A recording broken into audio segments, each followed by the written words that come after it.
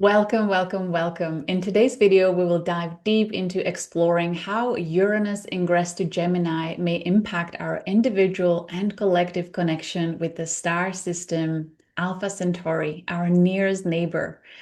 It is a fascinating topic, and I'm thrilled to introduce to you Patrick Geary, who is joining me today, as it was through Patrick where we discovered the depth of information and guidance that comes through the Alpha Centauri star system. And Patrick himself has a potent alignment in his natal chart. Some of you actually in our audience, you may remember Patrick from Martha Alter Heinz video, an amazing deep dive on Scorpio and a few other topics. So I just couldn't be more grateful to have a better guest to talk in particular about Alpha Centauri connection. Welcome, Patrick. How are you feeling today? Oh, thank you so much. I'm feeling really grateful and really glad to be here and excited to dive in and see what shows up. Absolutely. For me personally, Uranus is sitting on my ascendant. My ascendant is at early, well, zero Gemini. So I'm feeling the third transit through approaching the degree. And for you, where is it sitting in your chart? I think on the opposing end. Exactly. So I have stellium in Scorpio and I have Mercury at 28 Scorpio. I've also got Mars at 0 Sagittarius and the Oh, moon at 25 Scorpio. So this is really activating that pretty powerful alignment in my chart. And the moon's the ruler of my ascendant. So I'm definitely feeling it in a very embodied way.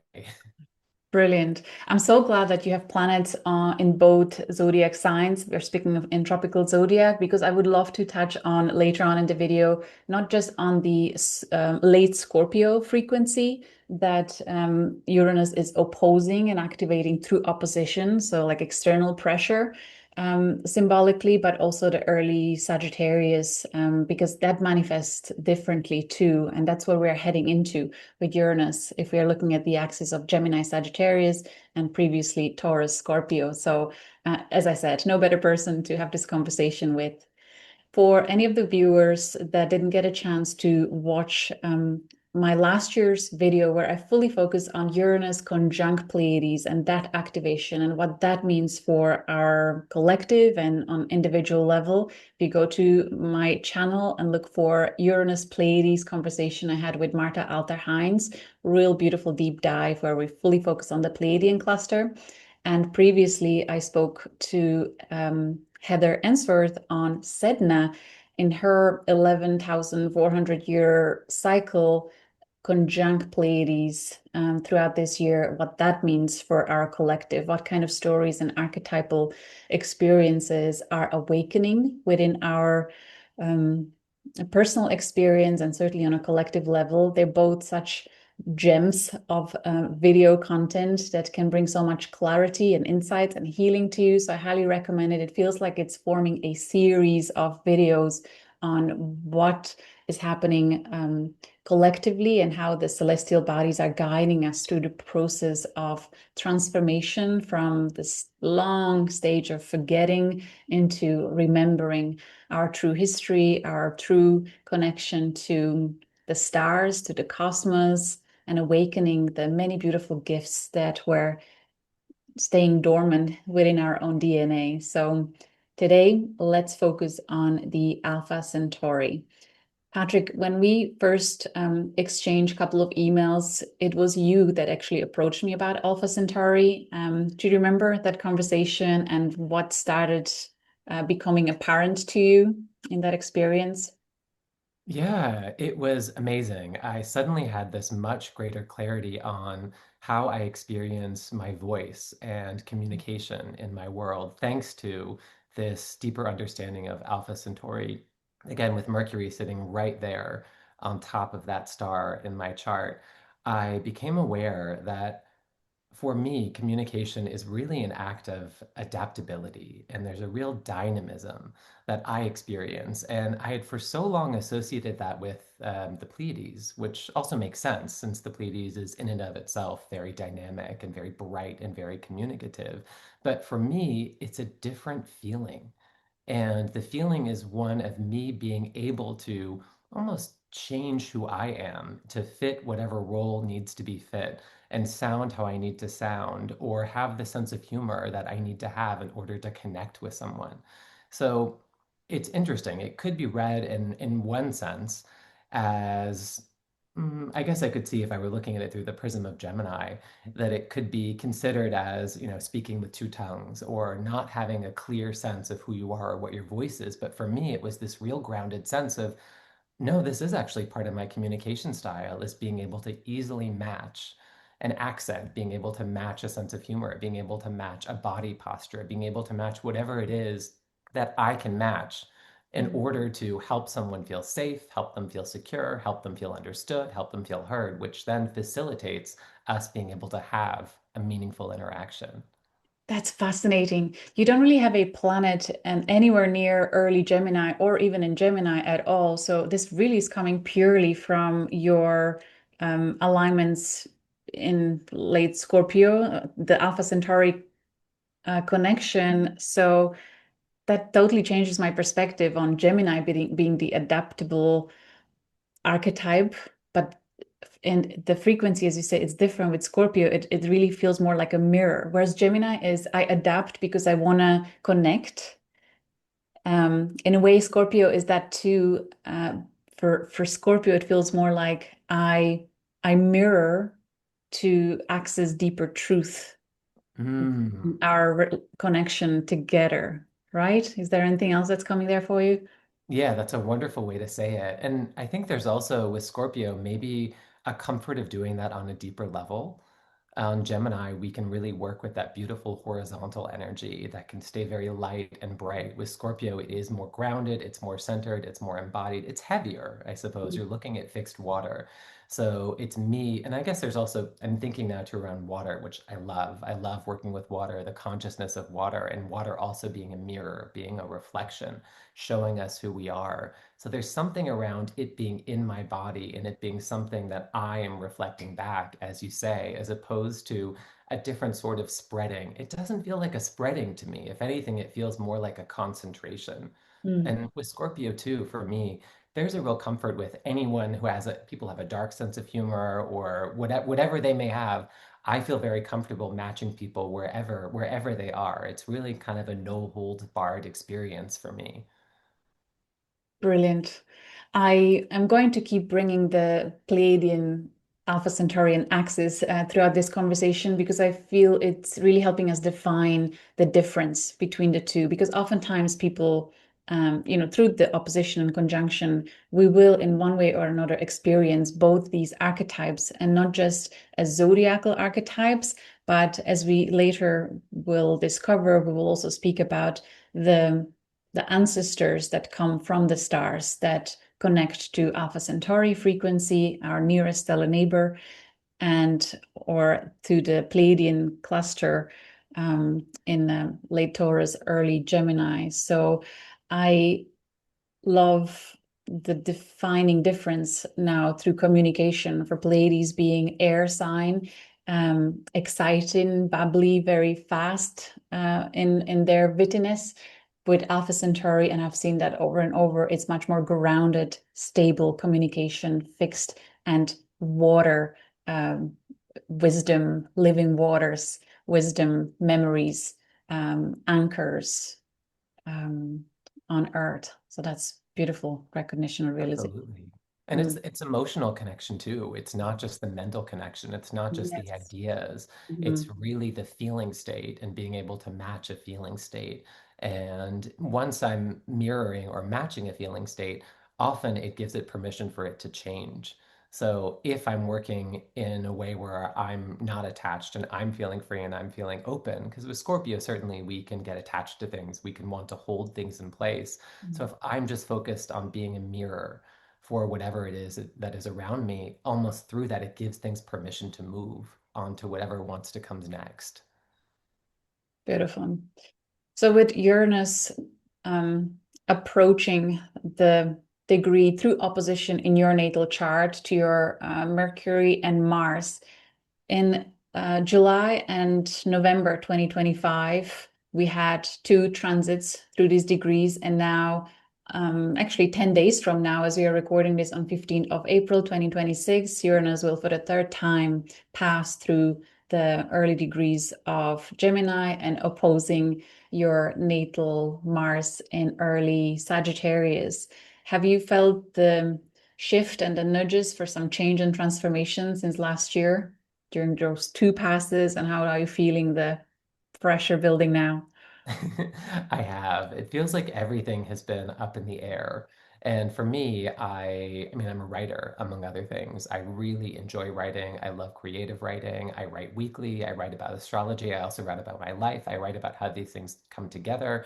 And I have been really wondering, how do I want to write? What do I want to write about? What do I want this practice to look like? And every time I have wanted to pin it down, or to be clear about this is what I'm offering, it's like it just sort of explodes or evaporates or something changes along the way to the point where I just reached that moment of delightful surrender and gave myself a creative pause in December and January and just said, I'm just not sure. I just need to be able to write whenever it feels right. I need to be able to use my voice in whatever way feels right to me. I need to be honest, even honest about when I'm not writing or when I am writing. It's really brought me into greater integrity and greater honesty, and also just accepting that I don't need to know, that it can be okay to just have an idea about what brings me joy and to follow that in every moment.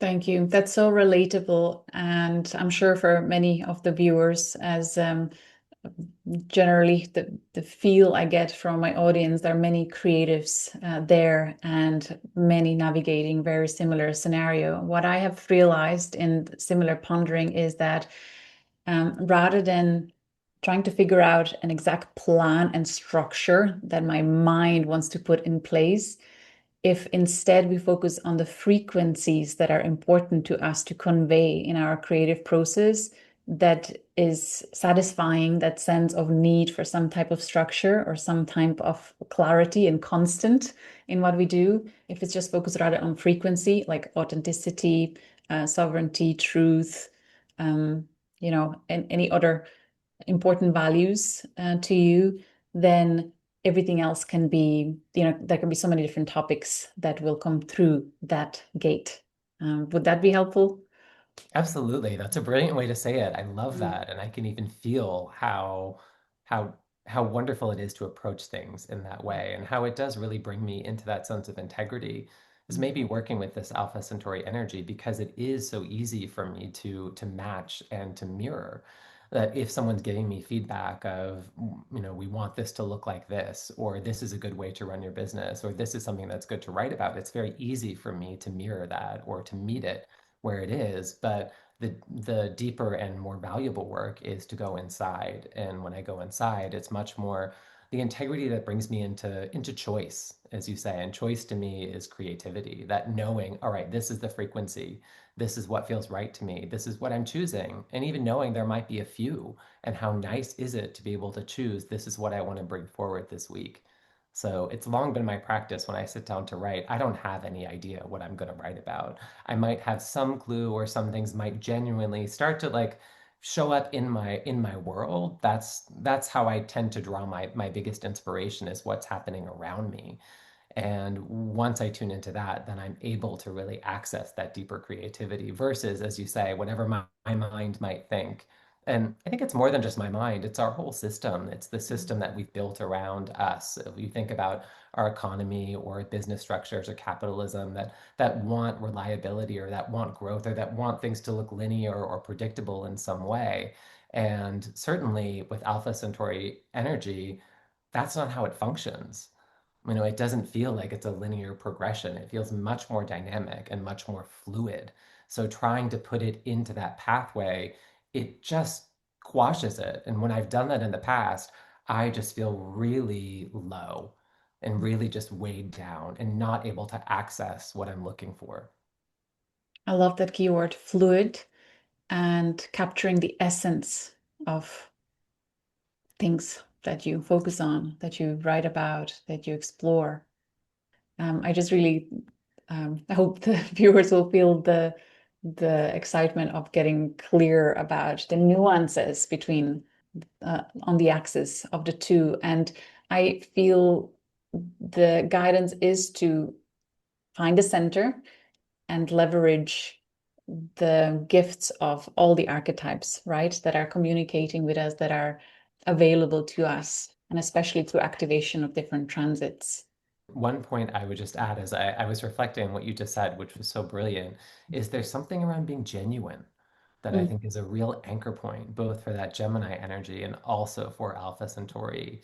And that is really, as you say, it's integrity, it is inner looking, and it's really being sincere and genuine in what you have to say so that it doesn't get lost into I'm saying this here and this here and this there. And it really, everything feels in the moment if it feels genuine. And if you bring yourself into the frequency of genuine, then it's okay to be saying different things at different times because it's right to say different things at different times. So maybe that also takes us into to looking at the history of the naming, which I thought was so fascinating as I looked at this. I have notes which I'll show, and I have a very good memory and a very short-term memory, and I'm able to take information in and hold it. Really interesting for me. This is slippery. It feels really slippery. The naming history was slippery. So for me, even thinking I want to sit down and take clear notes on what exactly it is that I'm looking for, this isn't a usual experience for me. So I also just want to highlight that and how interesting it is that we are looking at something already, this very activated access, again, of the Pleiades and Alpha Centauri, that we're accessing Alpha Centauri through the Pleiades, through Uranus being in the Pleiades and this opposition point. Even this has a delightful slipperiness about it. So there's something here that it strikes me that it's almost like an invitation into the mystery. I often feel that when I'm writing, that I'm writing about something that words can't express, but I'm maybe communicating that frequency, or I'm communicating a feeling, or I'm communicating a message, and the words are just like window dressing. The words are things that are up around the wall, but really I'm inviting you into a room, mm. and the room doesn't really have descriptors here. So there's something around that Alpha Centauri energy that feels very related to that. Thank you. I must share this before it slips my mind. It's such an important thing to mention uh, in terms of when can we connect with Pleiades and Alpha Centauri in a span of 24 hours. In Northern Hemisphere, May season, daytime, Pleiades is high on the sky, coming through the Sun alignment. Sun is conjunct Pleiades throughout May or mid-May.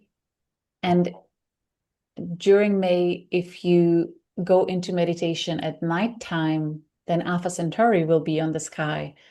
So that's perhaps how we can work with the Alpha Centauri connecting through the axis in the nighttime meditation, or daytime if we want to access through the Pleiades, sense that, and then from Pleiades look at Alpha Centauri. And then the flip side to this experience happens in autumn, September, October. Alpha Centauri will be on the sky high during daytime, anchored through the sun, and Pleiades will be on the sky at nighttime. So you can do these meditations, perhaps based on your own natal chart. And then, of course, if you're in the southern hemisphere, it's the other way around for both.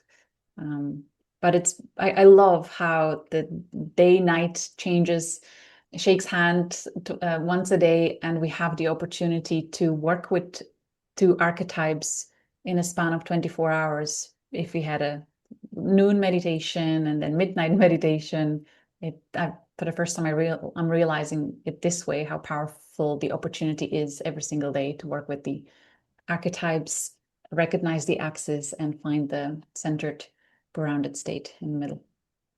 Absolutely. And that also really aligns us with the Alpha Centauri energy, which is that dynamic system and looking to align yourself and center yourself in the middle. And maybe it's worth noting that Alpha Centauri isn't visible in most of the northern hemisphere. South of 29, you have to be south of 29 degrees of latitude, Mm. which is pretty far south. That's south of all of Europe. It goes through, I think it's right around Orlando, Florida in the US. So kind of in southern Florida, maybe the very southern tip of Texas. If you're in the US, you'd be able to see it there. Otherwise, you need to be in the southern hemisphere. And I thought it was interesting too, as I was looking back at the history, that because of the wobble of the Earth's axis and well, I guess the same phenomena that delivers us the precession of the equinoxes, that Alpha Centauri used to be more visible. So it was visible in ancient Greece, low on the horizon, and certainly very visible in Egypt, where it's mostly still visible, but again, low on the horizon. So I thought that was really interesting too, that we have another sort of symbolism of it kind of going deeper into the mystery, at least from our northern hemisphere perspective. I know in the southern hemisphere, it gets very much associated as a pointer star to the Southern Cross, which is that primary bright constellation that's very visible. So it does have also like almost a locational feel to it. The same way that here in the Northern Hemisphere, if you're looking for Polaris, people will often use Ursa Major to point to Polaris. So it's interesting too that it plays that role in the sky in the Southern Hemisphere, that it can point to that very bright and prominent constellation. Powerful. Would you like to dive into the name Yes, history first and then absolutely. mythology, or the other way around? I think let's talk about the naming and the mythology will come along with it. Yeah. So we know that Alpha Centauri is a three-star system, that there is Alpha Centauri A, there's Alpha Centauri B, and then there's also Proxima Centauri. Alpha Centauri A is slightly bigger than the Sun. Alpha Centauri B is slightly smaller than the Sun. And then Proxima Centauri is much smaller than the Sun. It's a tiny little red dwarf, and it's not even visible. So I think, and that's actually the closest to Earth. So already I think it's really interesting that this is a three-star system. It looks like one point of light, but in fact, it's a three-star system. And that Proxima Centauri, which is the closest star to our sun, is not even visible from the Earth. And there's something to me about this that has a real feeling of guardian angel energy, that there is this beautiful star, that it is the one that's closest to us. It's looking after us, and yet it's not even visible. It's not even something that we can perceive with our naked eyes. So I think that's fascinating. And I'll say too, that's also some of my experience personally is both playing that role in people's lives. People will refer to me as an angel or as a guardian angel. I work with guardian angels. I can feel them. I'm aware of their presence around me.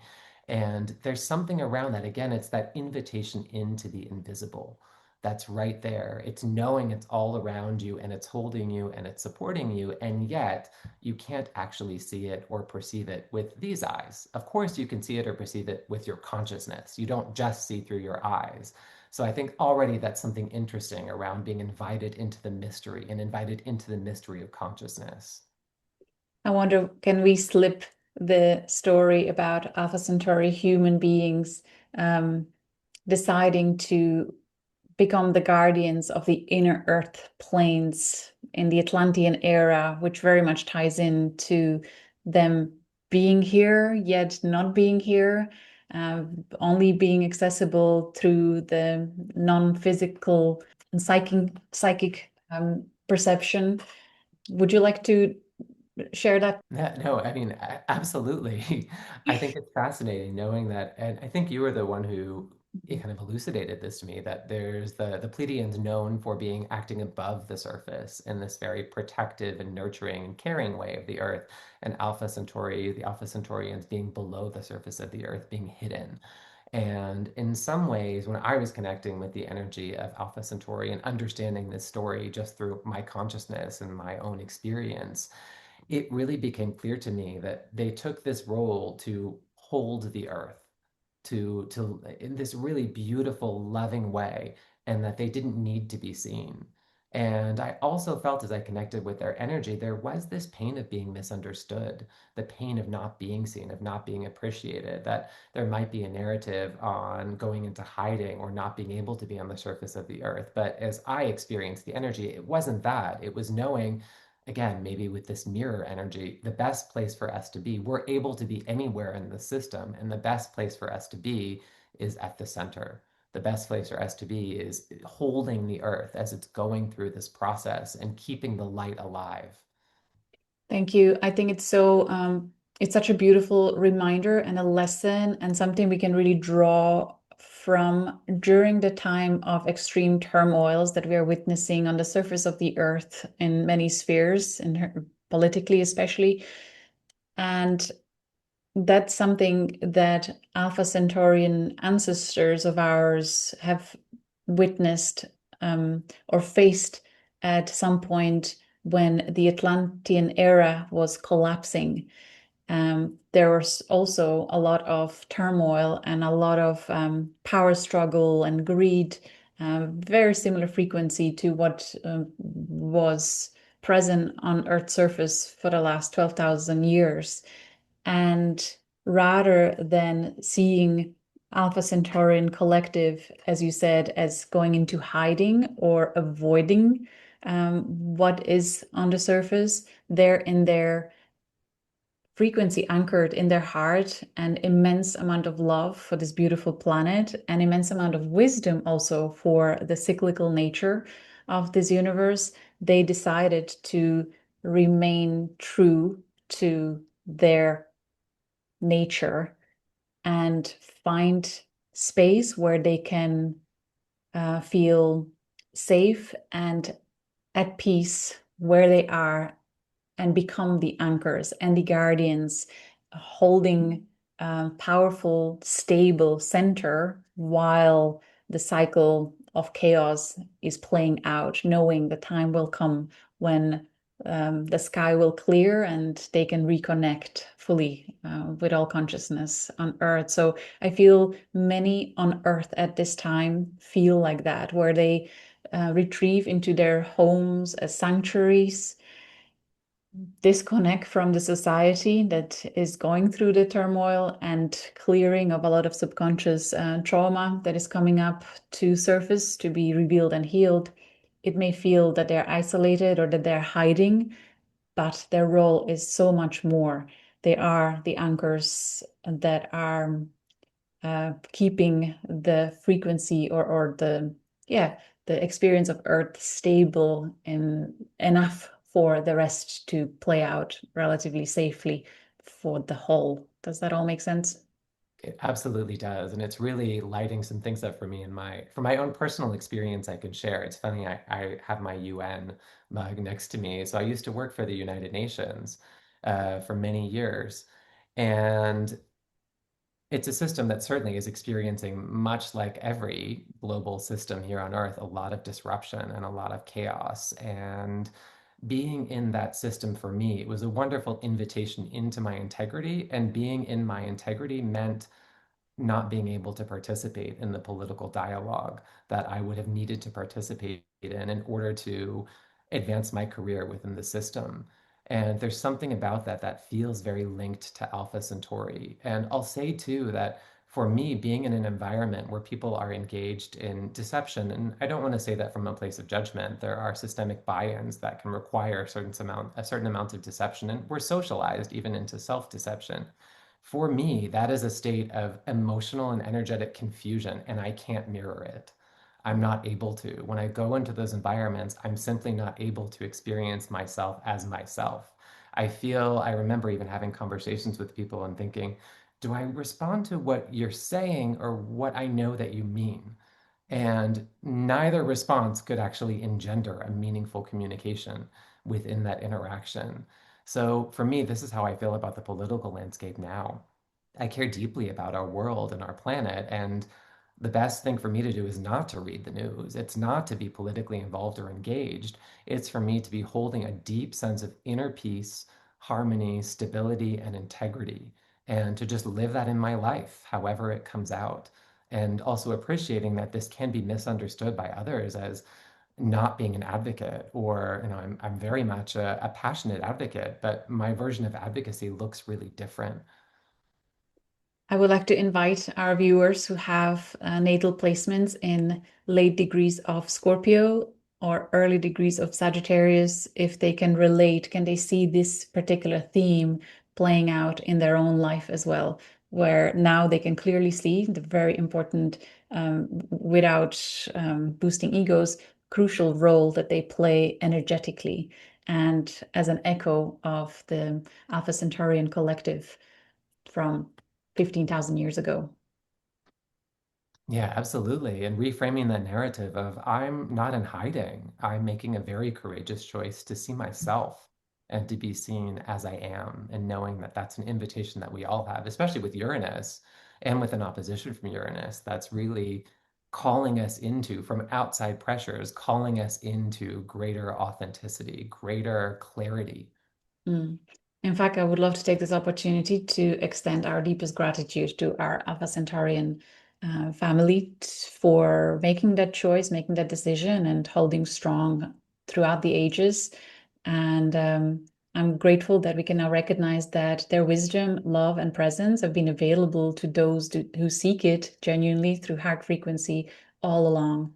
And even now, more so than ever, they are perhaps willing to connect and support our decision to be anchors on the surface while the turmoil is playing out. Um, Oh, thank you. I will join you in that expression of gratitude. And the message I'm getting is if we want to connect and we really want to experience this gratitude ourselves and to offer it, the best thing for us to do is to be genuine. Beautiful. All right, should we go back to the naming? Yeah. Okay, so I loved looking into this. So I was looking into, and our mythology is all going to relate to Alpha Centauri A and B, since Proxima Centauri wasn't well, I guess it wasn't. I want to say discovered, but that always sounds interesting to me because I'm sure that people were able to see and connect with this energy, even if not with their eyes. But it wasn't visually witnessed until 1915. So the mythology that we have is all related to A and B, and primarily it's related to just Alpha Centauri as one system, as one star system, as one point of light. I was really curious as I was doing this research about whether ancient peoples knew that this was a two or even a three-star system, because the duality that shows up kind of across the board really lends itself to suggesting that perhaps there were deeper levels of awareness and consciousness that weren't quite expressed in the mythology that we have records of. So I also want to hold that possibility open, especially being very aware of the Aboriginal peoples in Australia, where this star would have been very prominent and remains prominent, and such a rich and deep connection with stars that it feels to me like it would be entirely possible, if not likely, that these cultures would have known about there being multiple stars here. So, and maybe the way that we're seeing that expressed is coming out in other ways. So I also just want to acknowledge that before we jump into the naming. Yeah, that the note I have on the Indigenous Australian lore is that they knew these stars as two brothers Yes. in their Aboriginal Dreamtime stories.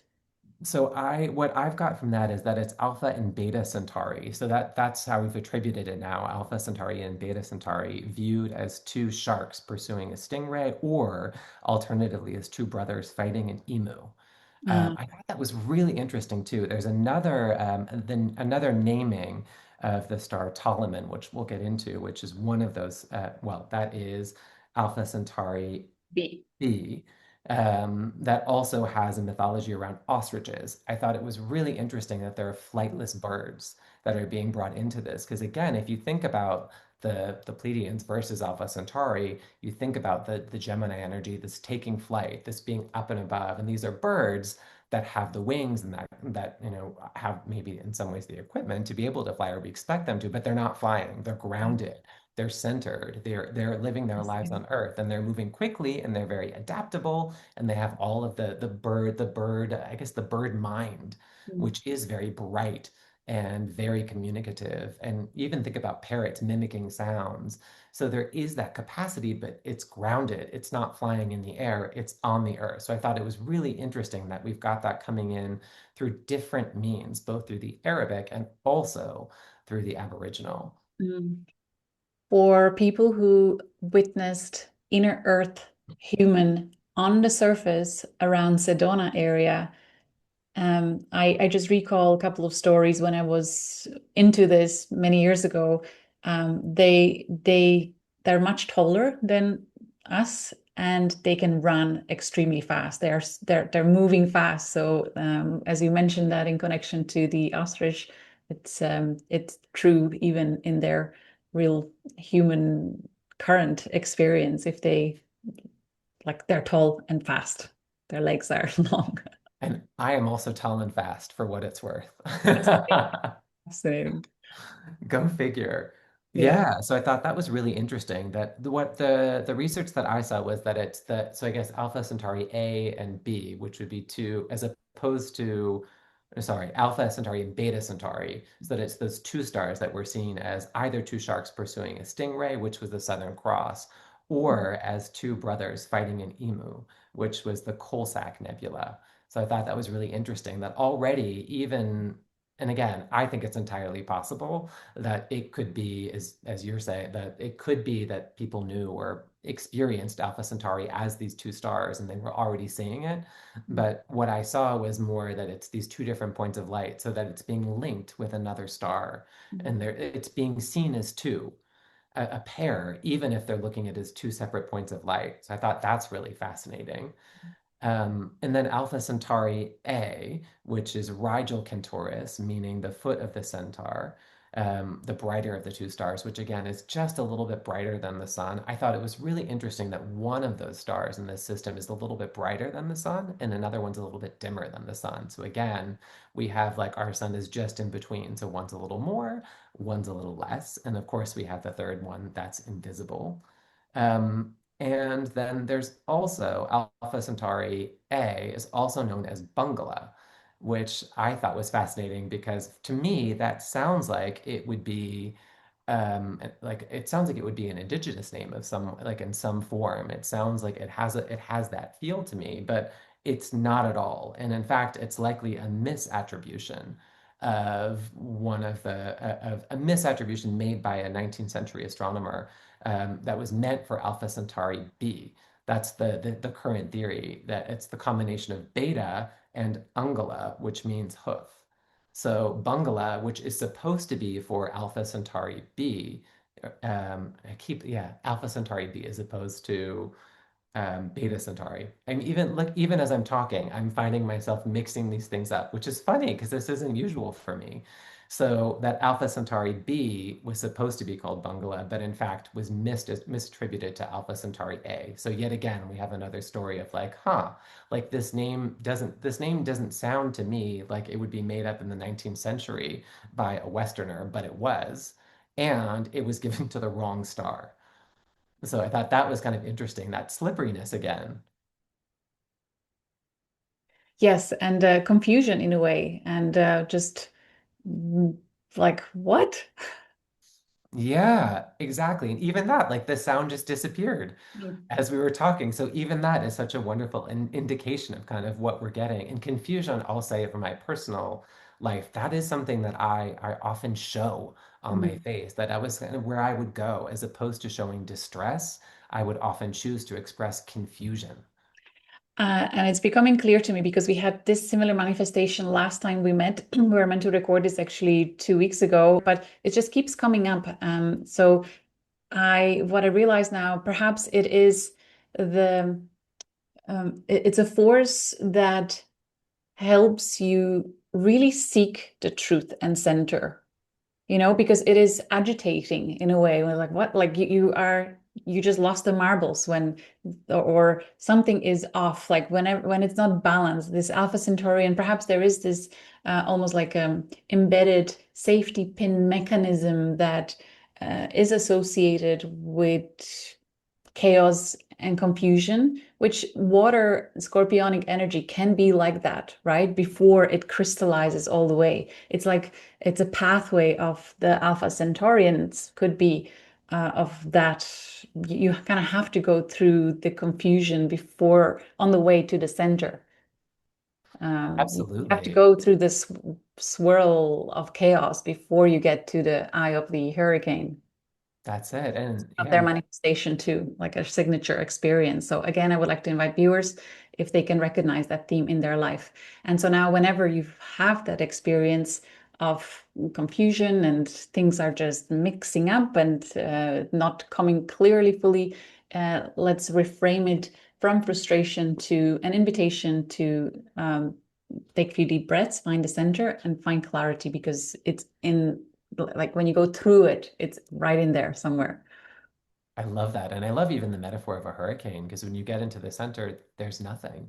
Mm. There's no wind. It's calm and it's peaceful. And just this week on Monday, I was having a conversation with somebody around how it's in those moments of chaos and confusion where we have an opportunity to be genuine, or perhaps when we do express our genuine selves.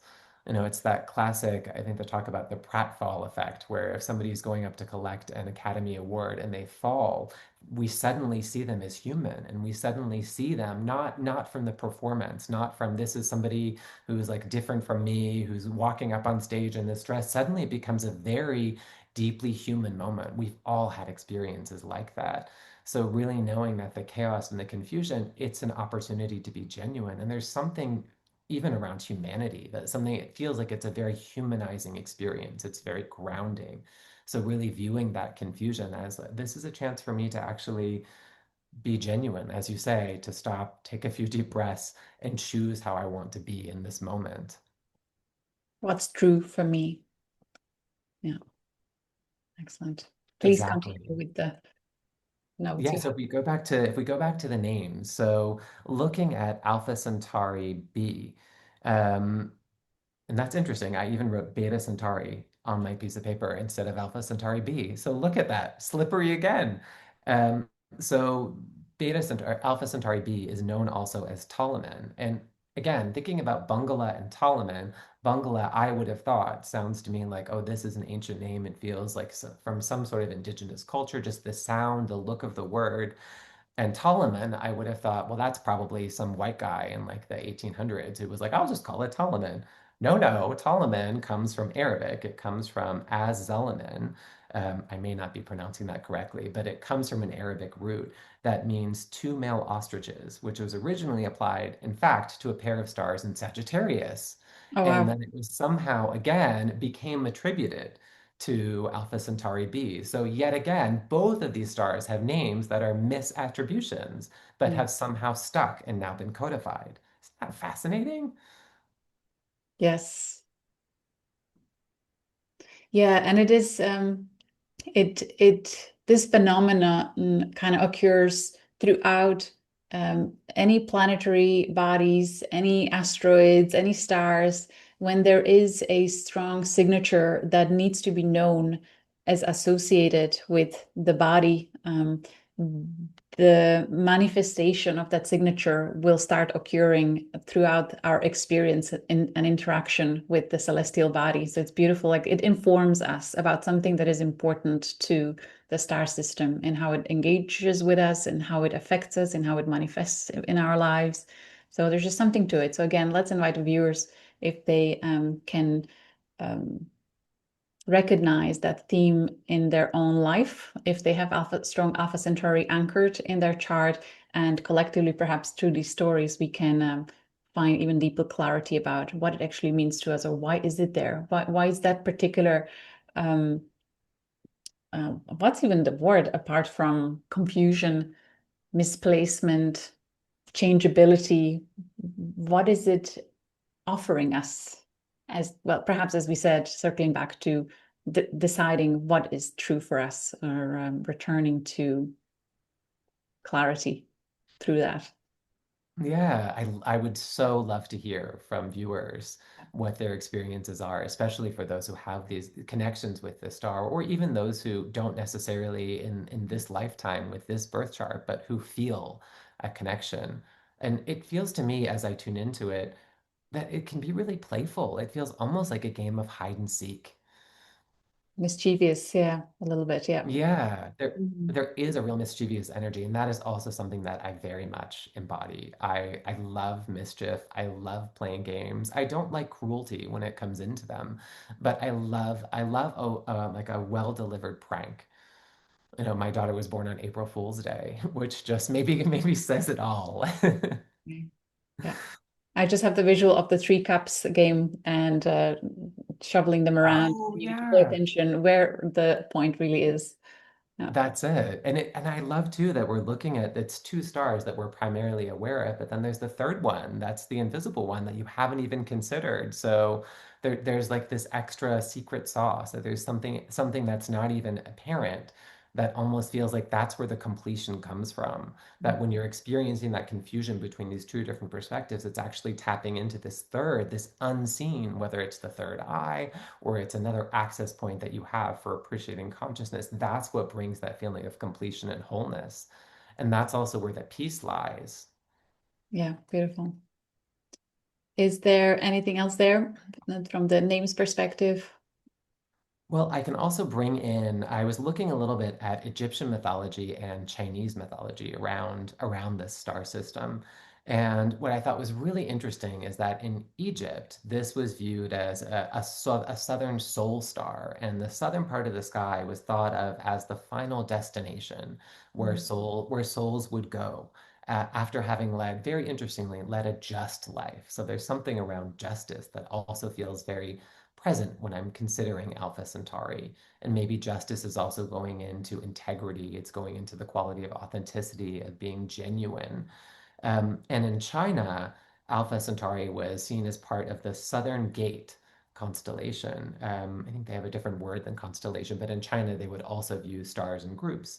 And interestingly, the entrance to the southern sky was really about allowing light and allowing auspicious energy to flow to the land. And it was associated with the return of life and spring.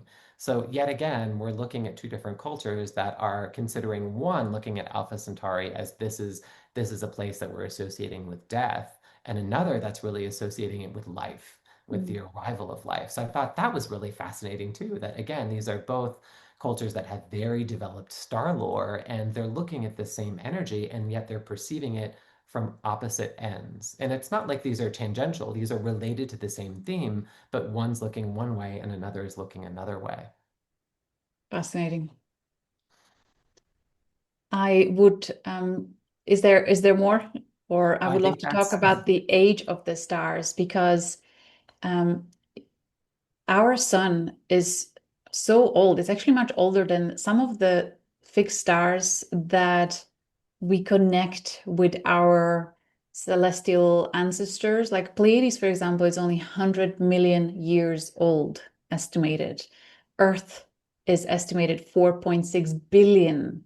Sorry, Sun is estimated 4.6 billion years old. And Alpha Centauri star system is estimated to be a little bit older, 4.85, even up to 6 billion years old, based on the calculations on the known properties that they have and the physical features of the star system. So they feel like true ancestors, older brothers um, to us. And there has been the Alpha Centauri star system has recognized by our astronomers closest exoplanet to our solar system, with only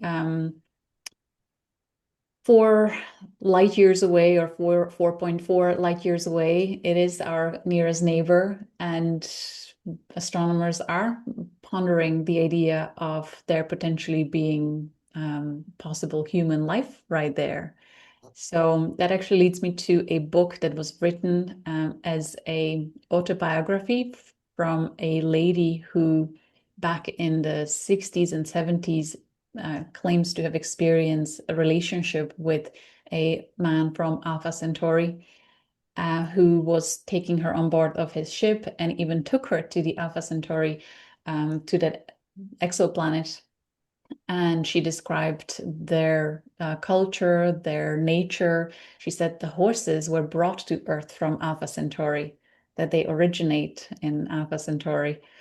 And she also described very detailed, a lot of great detail, their technology that allows them to travel, make interstellar long distance travel. And she received standing ovation on one of the UFO conferences from the audience. That was also, she received a lot of respect from the astrophysicists and quantum physicists to recognize the quality of the information about the technology, details that she couldn't have known as a lady that lived her own life not involved with technology language. So it's a fascinating book that can actually be found online, and it is called Beyond the Light Barrier. I read it many years ago and really enjoyed it. So there could be more. Oh, I think there's absolutely more. And I love that connection with horses. I mean, we're looking at again the foot of the centaur or the hoof.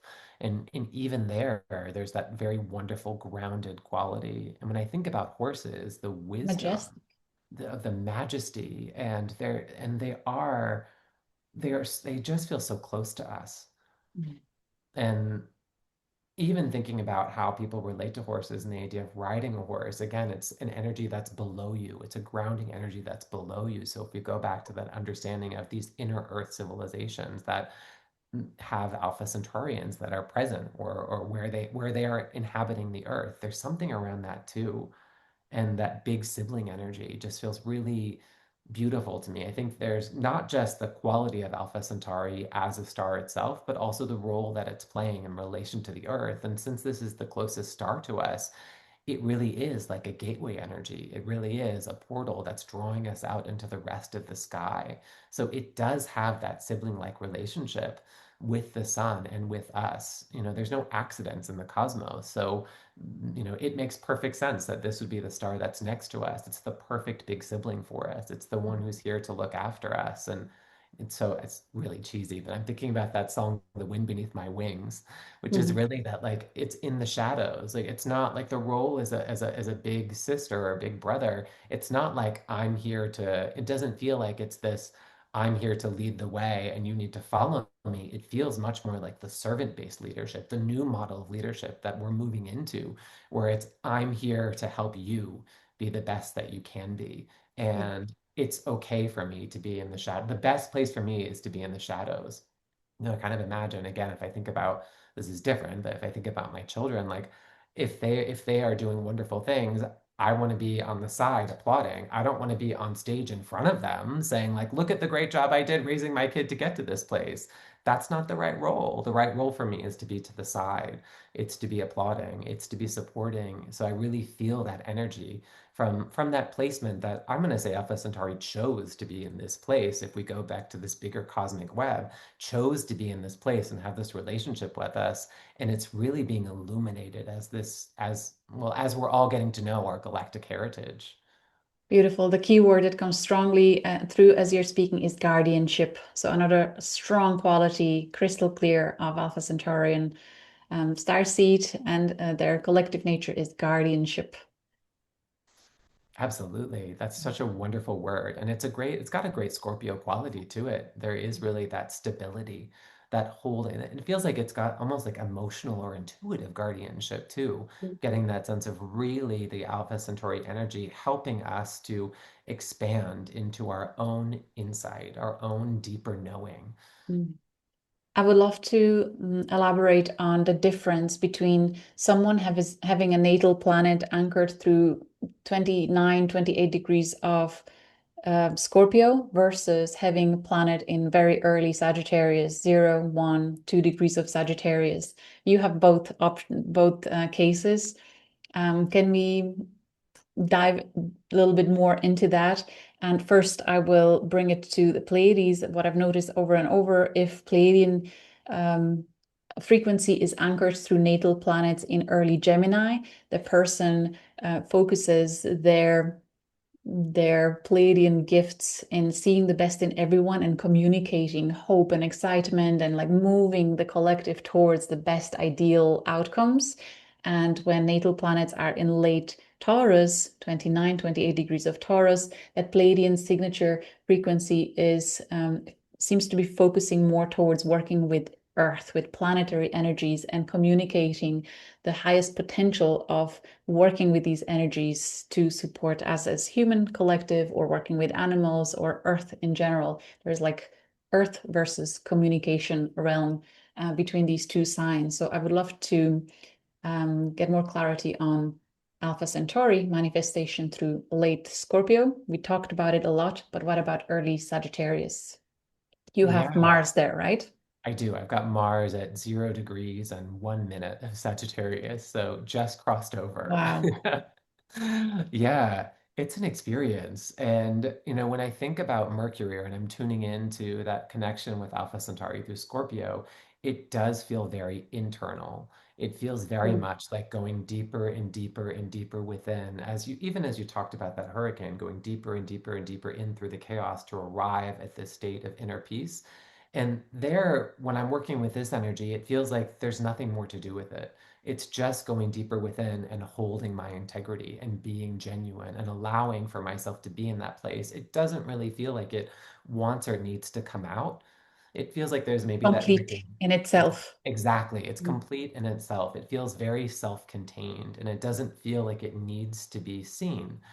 And maybe there's even some reticence or reluctance that being seen, and I can see this in my own life, that being seen then means that it might be diluted in some way.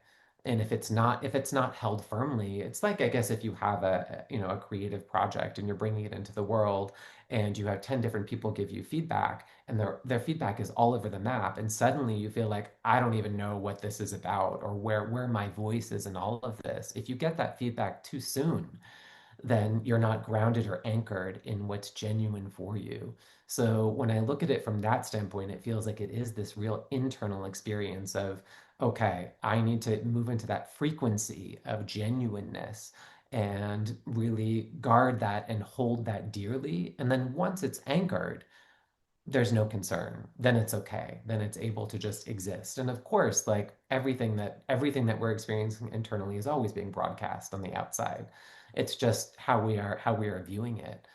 And with Sagittarius, Oh, it feels before you go there, I okay. think there's a little bit more there. I think one more puzzle just revealed itself that in connection to no desire for being seen or communicating anything, because there is a sense of knowing your wholeness.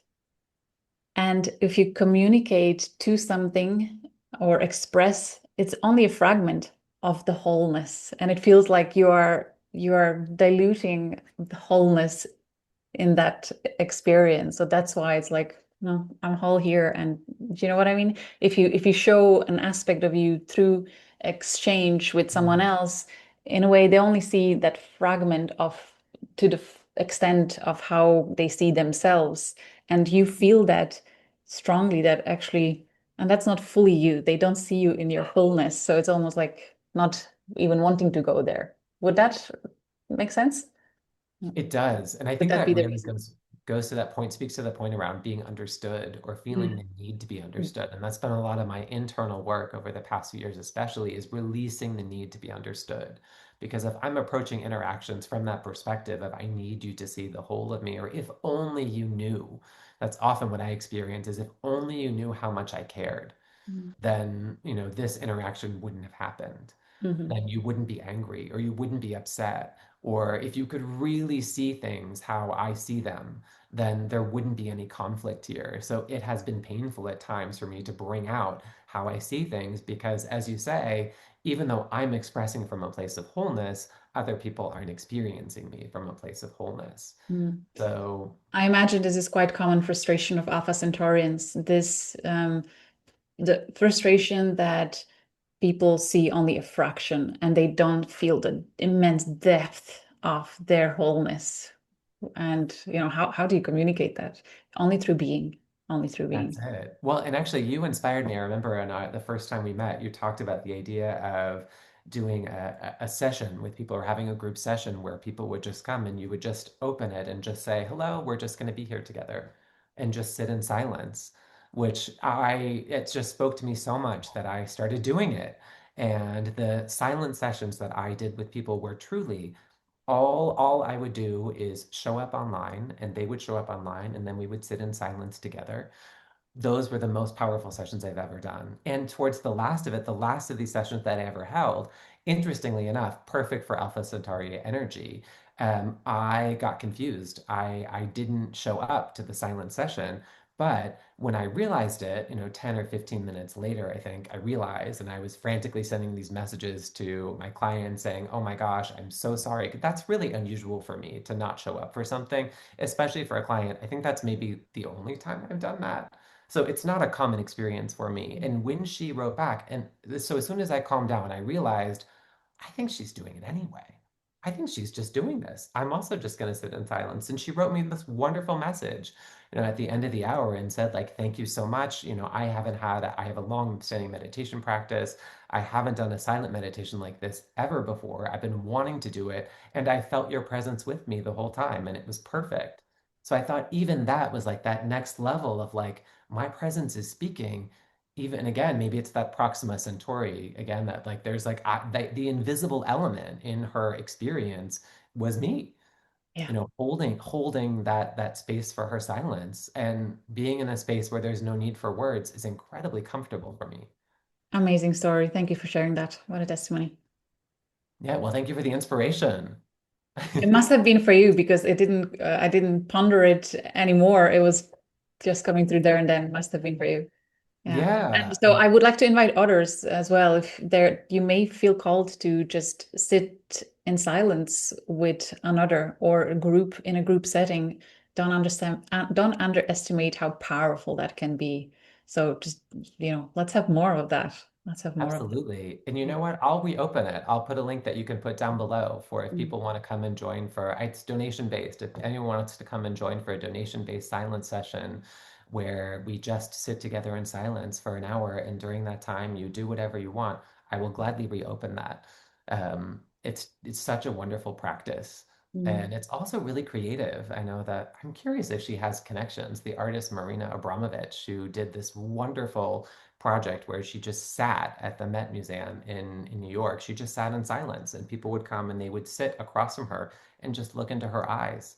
And she did this for days and days and days. And it was deeply transformative, both for her and also for her, for the people who sat across from her, and I think also for the art world. She Mm. talked about in the progression of her creative career doing more and more of less and less. And I feel like that's also how I Mm. feel when I am in my deepest creativity is there's really not much to do. Mm. It's just being. Yeah, beautiful. Let's switch to early Sagittarian manifestations. Yeah, very, very, very different feel to me. With Sagittarius, it really, again, I guess both Sagittarius and Scorpio have this wonderful truth-seeking energy. The Scorpio energy feels very internally oriented to me. With Sagittarius, it feels like it's like looking almost at universal law. And again, it's interesting that I've got the UN mug thinking about international law and Mm. human rights and these beautiful, beautiful principles that are articulated for, how we understand ourselves as humans, the rights that we have, what it means to be a person. And this is supranational law. It's not enforceable in the same way that like a parking ticket is enforceable, which is kind of crazy that like, your right to food isn't enforceable. But, if you park like in the wrong place, wrong place in the street, then you're going to get a ticket. So very interesting to notice how we've organized our systems. And what I feel really passionately about now, and this is public work, so this is different with Sagittarius, it doesn't feel like an imperative to express it outwardly. It just feels natural to express it outwardly to me. It feels natural to bring it out into the world. And this reminder to look up, and this reminder to know what the nature of the universe is, to study consciousness, and to get to that place where, again, maybe this is some of that Alpha Centauri energy coming in, where it is so remarkably simple that there's almost nothing to say. And this is often how I experience universal truths, is that it's just so wonderfully simple. And it doesn't necessarily mean that it's like straightforward for me to implement this in my life. Like as I'm learning now, I'm learning a lot about just relaxing, just letting go into trust, letting go into faith, not responding to any of the stimuli that are seeking for me to engage with them or to draw me into a story or into a narrative, going with the higher truth that all is well, that everything is okay. Those are the truths that resonate the most with me, are the ones that are the simplest. They really, it is truly like they are so beautifully self-contained again, but like everything is within that container. Beautiful. Thank you. So the key word I'm getting is simplicity in connection to universal law. So I would like to ask the viewers if they have early 0 to 1 to 2 degrees of Sagittarius, natal planets or anchors, in their chart, are they observing a theme where their consciousness is focused to admiring and marveling at the universal laws, but the drive is to communicate them or experiencing them in their simplest, purest form, rather than people through other placement may feel like creating complex teachings. But no, the early Sagittarius Alpha Centaurians, they may actually bring things back to the simplest form as it was designed. Oh, that is so well said. I do not appreciate complexity. I mean, I am a Scorpio through and through, so I can certainly love like a problem or like a complex problem or things that have many different threads, and I love finding the way through, but I do not like making things more complex, which is interesting as you know, having trained as a lawyer and worked as a lawyer, that is so much of what lawyers can wonderfully do is make things more and more complex, use more and more jargon Mm, and really make things inaccessible. And mm, even in law school, I studied and wrote an article on this idea of therapeutic jurisprudence, which is the law as a healing instrument. And there it's all about everyone has access, everyone is participating in the process. This is how justice is healing. Everyone needs to be able to participate fully in the process. As soon as you are creating gateways and you're disempowering people and you are making things more complex or more jargony so that they can't actually understand what's going on, you're inviting in abuse of power, you're inviting in disenfranchisement. So for me, too, looking at that system, if I were to think about divine justice is it's always being done. It's just knowing that what you do is being reflected back to you. So how do we all move into that higher realm of justice as opposed to, for me, the complexities of drawing it down? Wonderful. So my attention is being taken now. What can we expect collectively with Uranus shining light through opposition onto these archetypes, awakening, steering things up in Alpha Centaurian star seeds that are here in millions, I'm sure, or just souls that have some type of either through even physical human DNA or just one placement in their chart. So it's not like their wholeness is Alpha Centauri, but they have strong connection to Alpha Centaurian frequency. I believe Uranus will start awakening more conscious awareness of these qualities and bringing them more online for people, right? That's the purpose of Uranus. If we look at these through the lens of Uranus, would you like to elaborate a little on that, on how you um, translate that connection? Yeah. Um, and to me, what I'm hearing is where can you shatter the story that it's not safe to be who you are?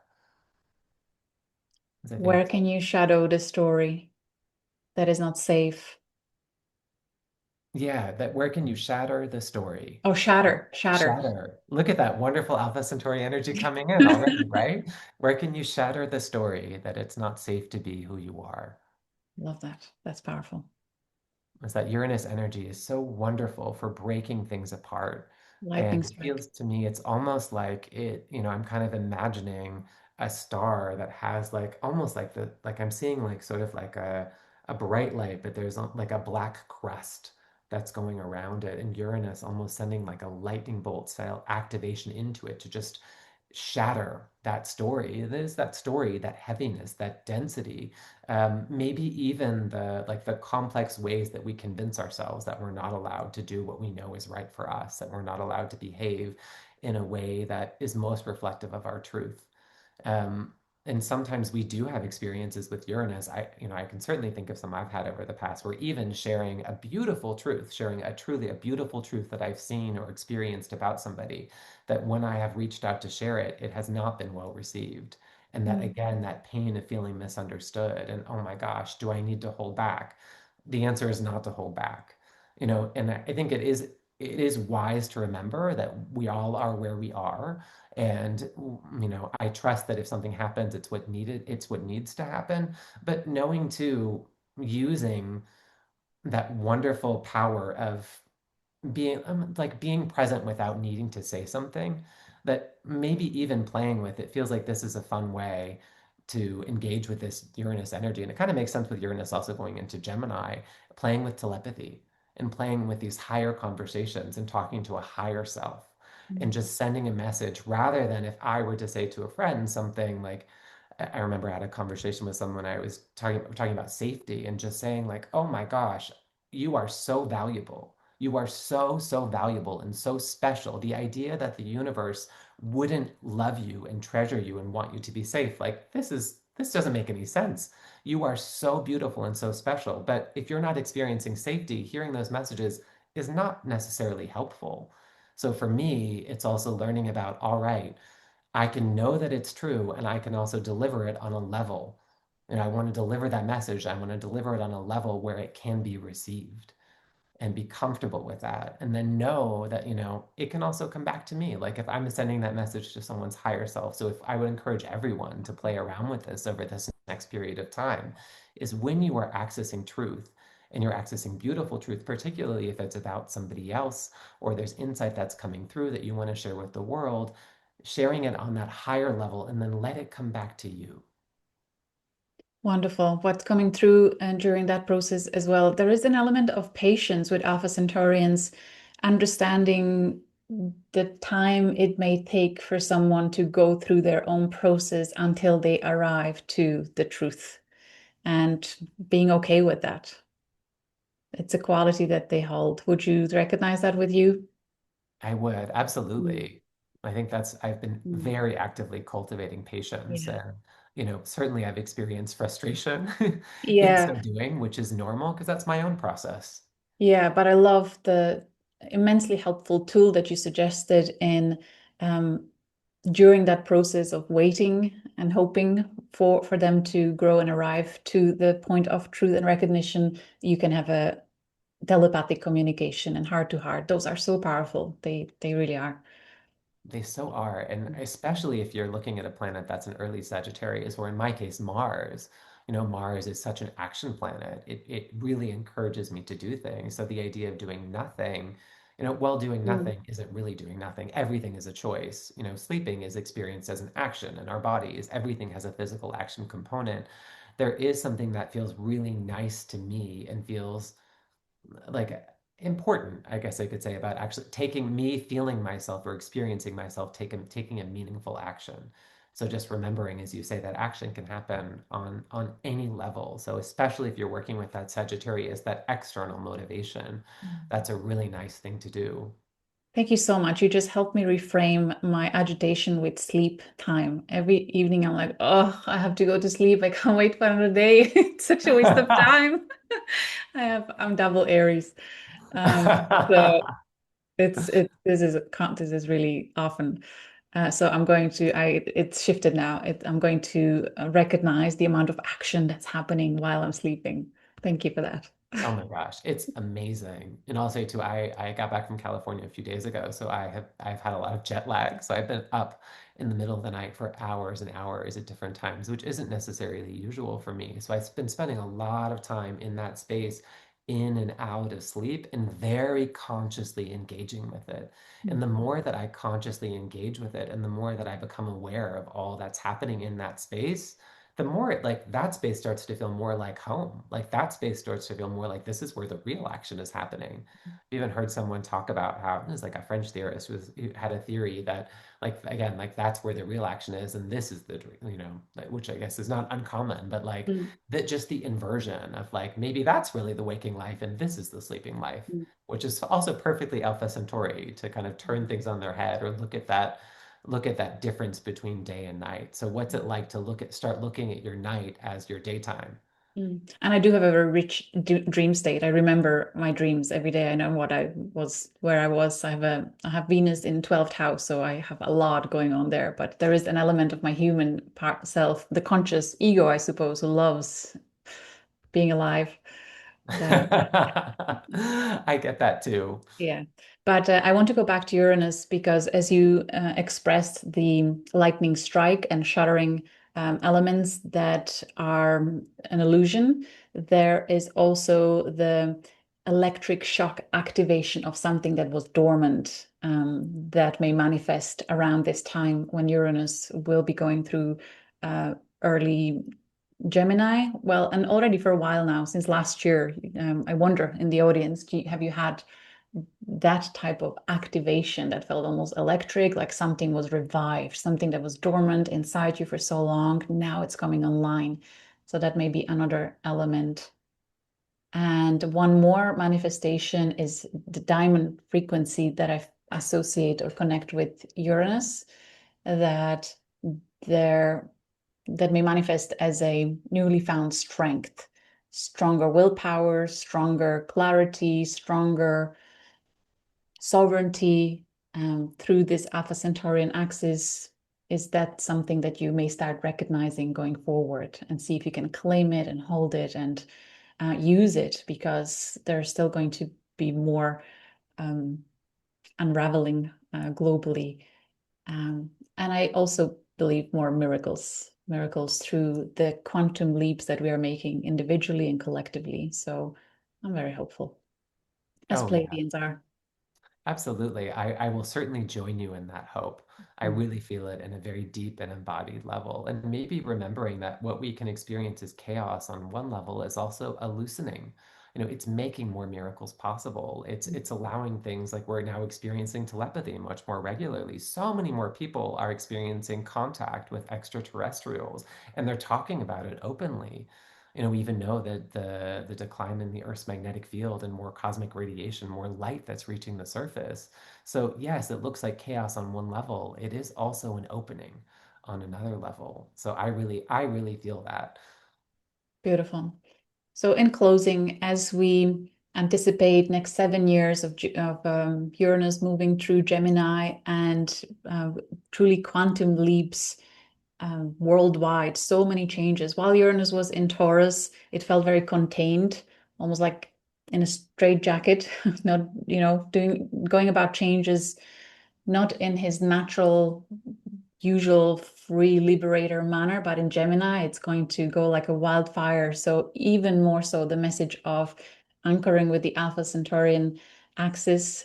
Um, I would love to invite you to talk just a little more on the grounding practice, tools. How do you go about you returning to your center and grounding when you feel like it's really needed? Because there'll be so much going on from every direction through Uranus moving through Gemini. So let's close with the grounding element. That's a wonderful, wonderful inquiry. And I've gotten some insight on it over the past couple of days. In fact, yesterday, very interestingly. And it's about both well, it's about grounding and also centering. And more, I find myself using the language of centering. And grounding is wonderful to activate the lower chakras, to help us feel safe, to help us feel connected to the earth. I think also as the Schumann resonance is shifting here on the Earth, there are more lightning strikes that are going on. I have experienced anxiety running through my body. I know a great many people have as well. And it's not anxiety that has a particularly identifiable cause, as I might be able to see that can show up in my life, but it just feels like a more electric, embodied experience, which could also certainly be tied into Uranus. So I'm finding my grounding practice is changing and it's different as the frequency of the earth is changing.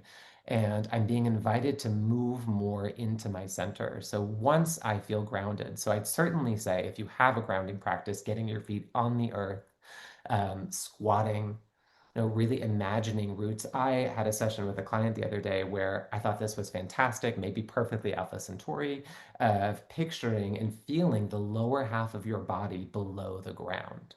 Rather than feeling the earth below your feet, feeling half of you below the ground. And this really moves that narrative from the grounding is below me to the grounding is inside of me. And when the Mm. grounding is inside of me, then I'm able to access that center. So I would really encourage people to really get to know where your center is. And it's individual, it's not the same for every person. Your center of gravity, your physical center of gravity. I went to a yoga class when I was away in California, and this was all was it what it was about. It was about finding your center of gravity, and you can do it if you extend your limbs in opposite directions. So if you take your right arm up and you take your left leg out, then you can feel where that meets if you're doing the opposite. So if you kind of right leg, left leg, or sorry, right arm, left leg, and then if you take your left arm and your right leg, and you imagine there's a line of energy running from the tips of your fingers, the right fingers to the tips of your left toes, and then you do the same thing with your left fingers and your right toes. When you've got those limbs extended, you'll feel where those lines of energy cross in your body. It's probably going to be around your navel. It might be below, it might be above. For me, it's a little above. Knowing where your center of gravity is, really feeling that center of gravity, and then letting that lower half of your body be below the earth and the top half be above the earth.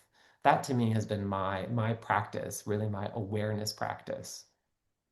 Beautiful. I love that. The one that came through that I never considered before is becoming conscious of the living waters inside your body. Um, Yeah.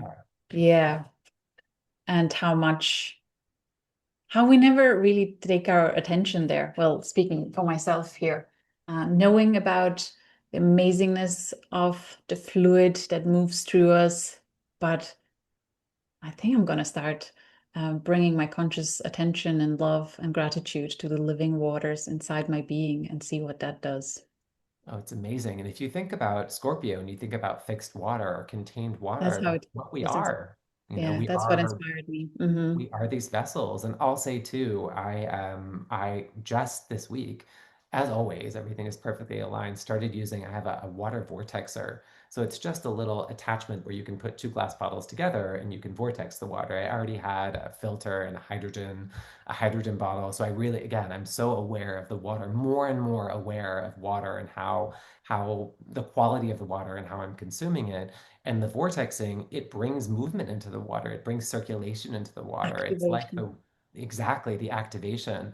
And the water that we would be consuming if we were living out in nature would probably be from streams, or it would be water that was in movement. If water isn't circulating, if it doesn't circulate in ponds or lakes or even rivers that need to turn over for them to stay healthy, for them to support life. So the water that we want to be consuming is best when it is coming from a place of movement. As you say, it's circulating. Our water is circulating. So if we're taking stagnant water and putting it into our bodies, we then have to make it circulate. Mm. Versus if we take water that's already in circulation, it much more easily flows into us.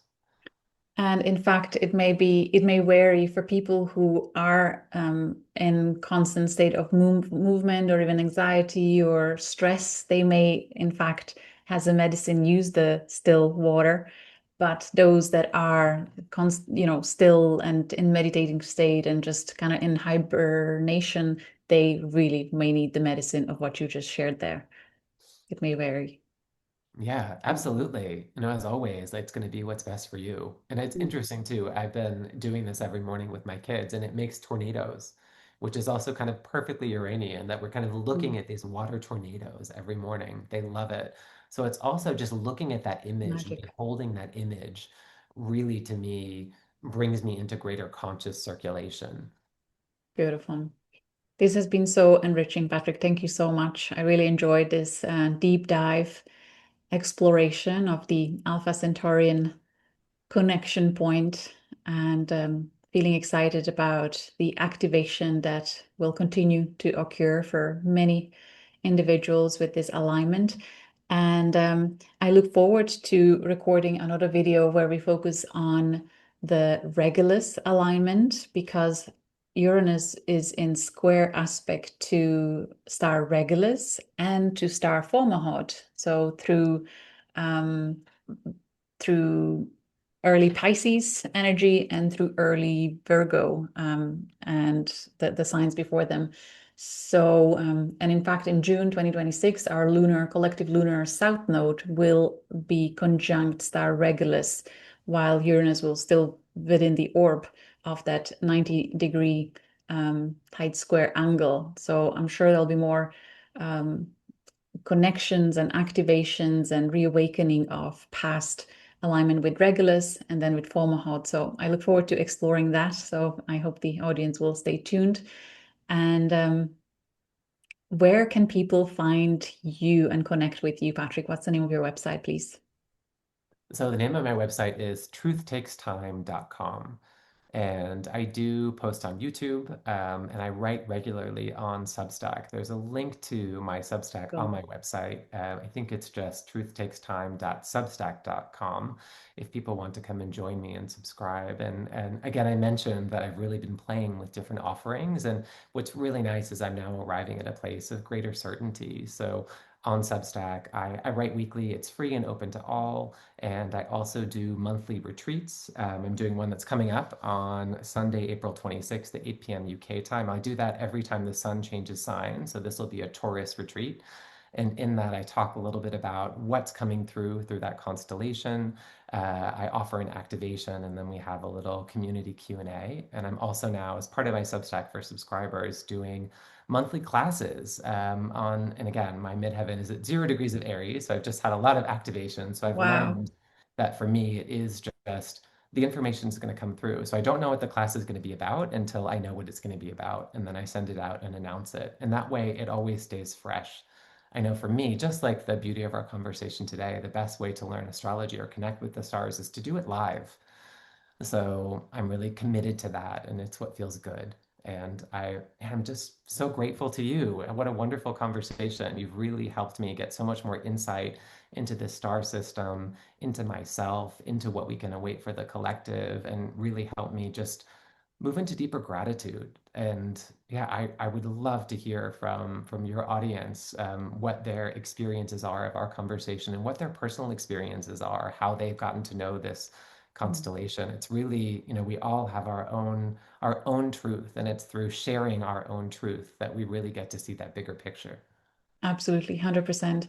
For those who are curious where the stars are in their natal chart, they can go to galacticastrochart.com, put in their birth details, and they'll see whether Alpha Centauri or Pleiades, Regulus, Fomalhaut, or any of the stars are present. So it'll make the navigation easier. And I can only echo what you've just said.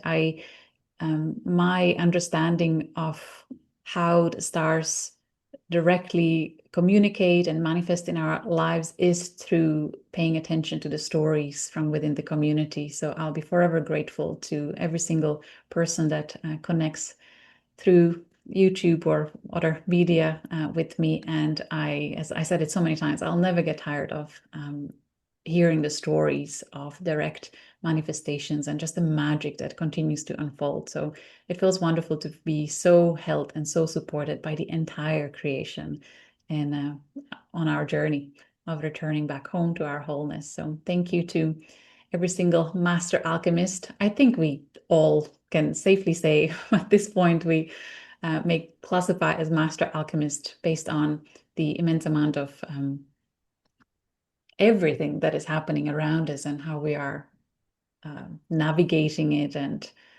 um, finding our way through it. So it's an absolute honor to share this journey with you all.